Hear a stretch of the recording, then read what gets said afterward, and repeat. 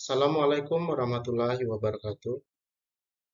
Perkenalkan, nama saya Mustafa Kamal, peserta Latsar CPNS Pemerintah Kabupaten Banjar tahun 2000, golongan 3 angkatan 16 kelompok 2. Baiklah, untuk mempersingkat waktu, saya langsung memaparkan hasil tugas saya tentang analisis isu kinerja berdasarkan tupoksi, di mana tupoksi saya saat ini yaitu sebagai perawat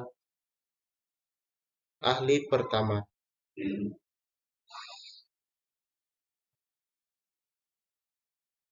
Yang pertama, pra-analisis.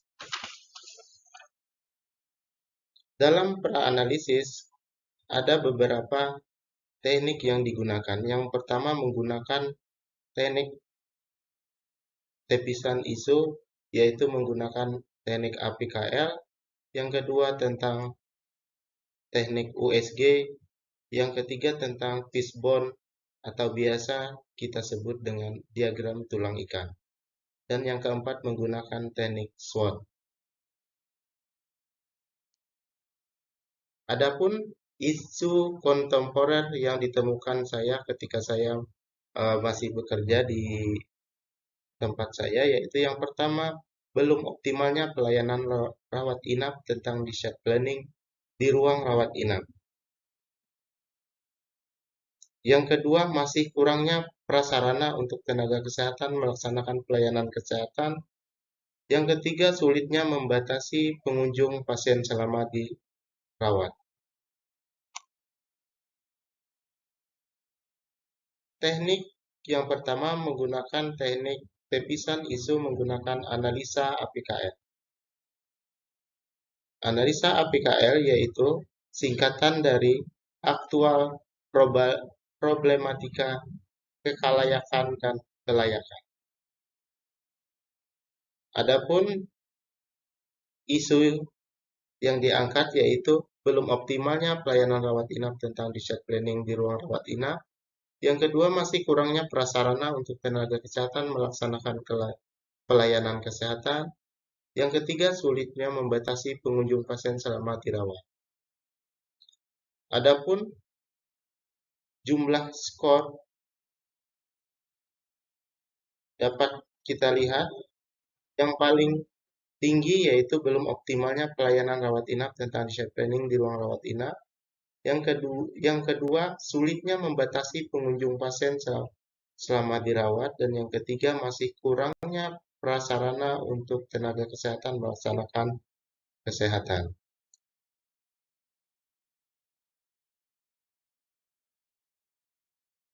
Lanjut, yang di sini menggunakan tepisan isu menggunakan analisa USG, di mana terdiri dari urgensi, seriousness, dan growth.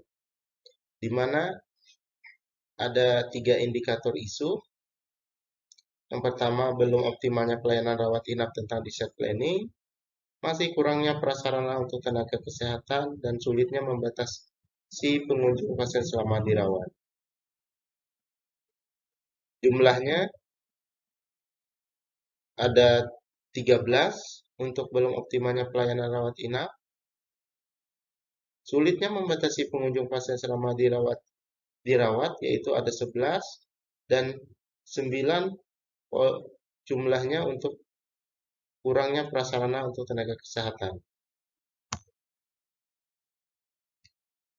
Sehingga dari tepisan isu yang 2 tadi dapat diambil prioritas masalah. Yang pertama, belum optimalnya pelayanan rawat inap tentang discharge planning di ruang rawat inap. Yang kedua, sulitnya membatasi pengunjung pasien selama dirawat. Dan yang ketiga, masih kurangnya prasarana tenaga kesehatan melaksanakan pelayanan kesehatan. Adapun di sini ialah menggunakan diagram fishbone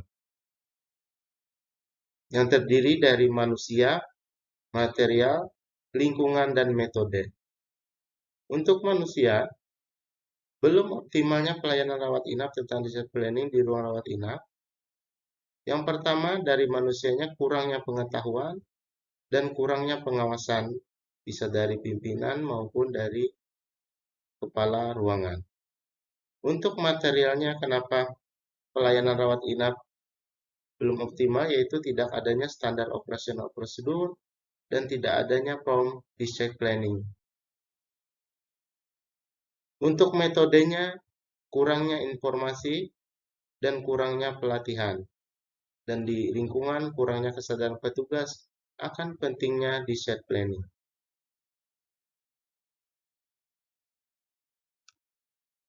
Untuk metode menggunakan metode SWOT, yaitu singkatan dari Strength, Weakness, Threat, dan Opportunity. Untuk kekuatan, Strength yaitu kekuatan, yaitu sebenarnya terdapatnya sumber daya manusia yang cukup untuk mengoptimalkan pelaksanaan dan jumlah pasien tidak terlalu banyak.